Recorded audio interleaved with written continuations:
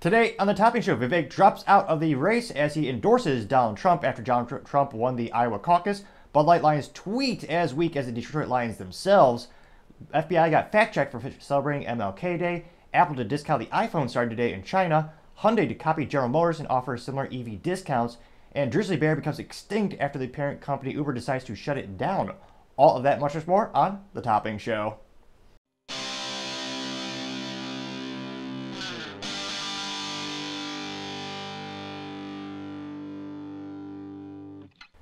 Thank you everyone for taking the time to tune in today. Today's episode Topping Show is sponsored by Topping Technologies. Topping Technologies is an IT value-added reseller and services company with a special proficiency in IT security. Heck, I see their founder released twice today. Guys, he's quite handsome and brilliant. He's me, you see, that's the joke. If you're an IT leader or business owner, you can reach the team at sales@toppingtechnologies.com.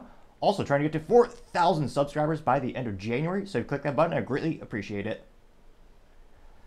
Now, going over to the business part of the podcast, you have Apple to discount the iPhone in China starting today, the first time they are doing so in years. Now, this comes to us thanks to a writer by the name of Emma Thorne over on LinkedIn, and they noted that they're discounting the new iPhones by as much as 500 yuan, or roughly, not translated rather, but roughly, what is it? Roughly exchange rate, kind of like the stock market, the exchange rate between foreign currencies fluctuates so dramatically. This very well may be outdated by the time this video is actually rendered and put on the internet, but nevertheless, it's around approximately 70 US dollars. Now, they're doing this as the China market has had a decrease in demand for iPhone Apple products, as the Chinese consumers are increasingly choosing their own home brand by the name of Huawei, which is a pretty good alternative for an ROI, and not like all Chinese products, but there are many people who notice that a lot of the same features are on Huawei as compared to Apple products. Let's just say they just kind of skip a lot of the research and development. They have other companies do that in many cases, and that's why their products can partially one of the reasons they're so much cheaper and more economical. Now, Huawei is famously headquartered in China, and they were taking over the whole internet infrastructure for many countries. A lot of people know Huawei for devices for their handhelds or cell phones, but they're also making a lot of telecommunications technologies as well. Think of the back-end switching and networking. Now, the U.S. government actually completely put a halt on Huawei sales to the U.S. Now, they actually used to have one of the U.S. headquarters over in Plano, Texas, and they were growing pretty darn quick. Now, for obvious, or if you're not into cybersecurity, not obvious reasons, Huawei, they're partially, kicked out of the United States because they were basically just spyware. There's a lot of things hidden in there that made it easy for the Chinese government to observe what you're doing, and the U.S. put a block on it, or rather they'll apologize for rudimentary vernacular today, but they actually just banned all devices, especially on government devices.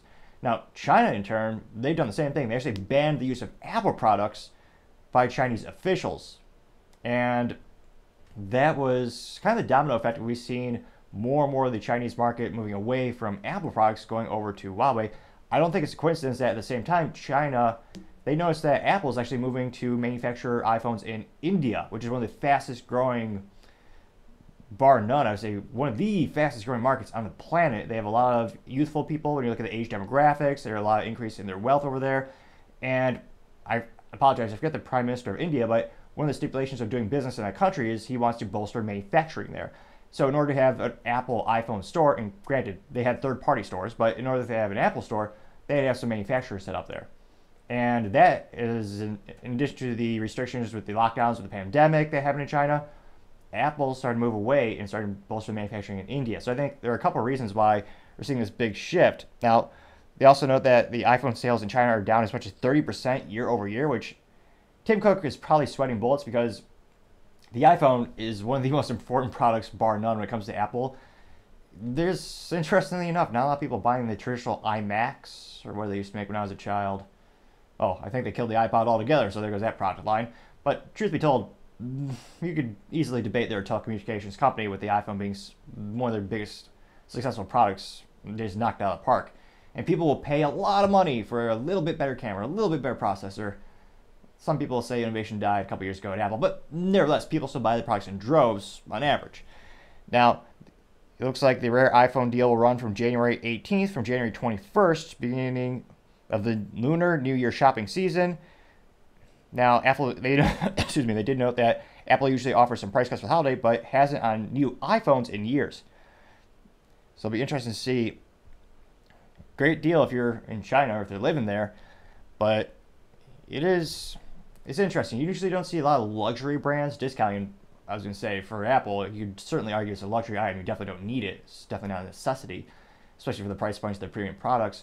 So as they're starting to lose control over one of the top most important markets on the planet, what's Tim Cook going to do? Because I don't really think it's possible to beat Huawei on price. They're getting a little bit more aggressive. I guess, $70 discount is something, but I mean, you'll never beat a Chinese-based manufacturer when it comes to a price war. So let me know in the comments if you think this will help Apple's sales at all in China with that little price break. But I would say they definitely need to get creative, because the outlook for that market right now for Apple isn't great. And don't get me wrong, they still have huge, fantastic sales, but still, one of the fastest, I mean, it's not good news. Let's just say, well, I was going to say, no, I was about to say, thank God I'm not an Apple investor, but I mean, over the long term, you're still killing it, if you, as a youth might say, if you're one of those people who actually invested in Apple. But as I always say, time shall tell.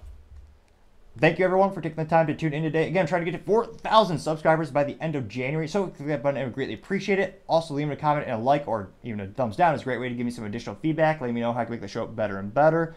Lastly, don't forget to take time to tell your family, tell your friends, tell your coworkers, heck, tell your enemies, tell anyone and everyone. Just stay safe, fight the good fight,